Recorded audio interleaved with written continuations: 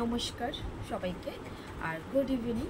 Loving কৃষ্ণার চ্যানেলে সবাইকে অনেক অনেক স্বাগত, অনেক অনেক ভালোবাসা। অনেক দিন বাদে আজকে একটা ভিডিও নিয়ে এসেছি, বা অনেক দিন বাদে আমি ক্যামেরার সামনে বসছি। আর অ্যাকচুয়াল আমার ভ্লগটা অনেক দিন করা হয়নি, প্রায় 1.5 মাস আমি আমার ক্যামেরা থেকে, আমার ভ্লগ থেকে, আমার এই জার্নি, ইউটিউব জার্নিটা থেকে, সব কিছু থেকে আমি অনেকটা পিছনে ছিলাম, প্রায় 1.5 মাস।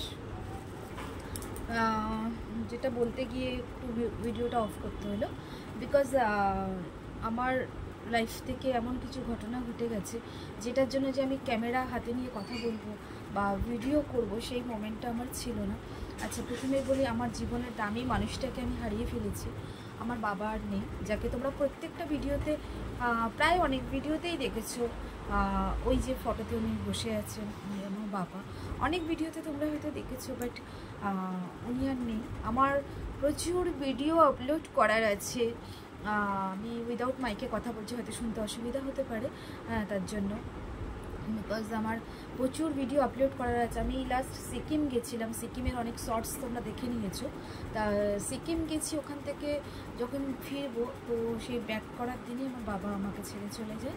তো এই বাবাকে নিয়ে আমার এখনও মনে যে কষ্টটা আছে, সেটা আমি কাউকে বলে বোঝাতে পারবো না। বাবাকে আমি হারিয়ে ফেললাম। প্লাস মা ছিল না 12টা বছর, ঠিক আছে, বাবা তো, ওই দুঃখটা আলাদা, কিন্তু বাবা তো সাথে ছিল। বাট ওইভাবে আমি ঠিক নিজেকে মানিয়ে নিচ্ছিলাম টুকটুক করে, কিন্তু বাবার সাথে ছিল। আমার লাইফে জার্নিটা একটা অন্যরকমভাবে ছিল। বাট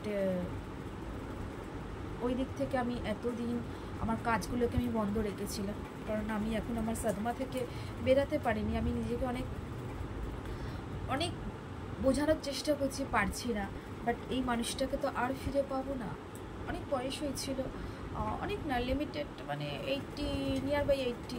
বাট ওখান থেকে তাও তো আমার বাবা ছিল। বাট আমি সিকিম থেকে ফেরার পরে তার সঙ্গে আর কথা বলতে পারিনি, তার সঙ্গে আর দিন কাটাতে পারিনি। তো এটা আমার কাছে অনেক অনেক কষ্টের একটা দিন। এটা থেকে আমি রিকভার করতেই পারছি না, তাই আমার ভিডিও দিতে পারছি না। আমার প্রচুর ভিডিও হয়ে পড়ে আছে, এডিট বাকি, ভিডিওগুলো এডিটিং করতে হবে, আপলোড দিতে হবে, বাট আমি পেরে উঠছি না।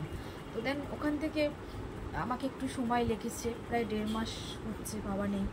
আমি সমস্ত কাজকর্ম করে এই জাস্ট, আমার প্রচণ্ড শরীর খারাপ ছিল মধ্যেখানে, বিকজ আমি মেন্টাল প্রেশার নিয়ে ফেলছি, ডিপ্রেশনে চলে যাচ্ছি, অনলি ফর আমার বাবা।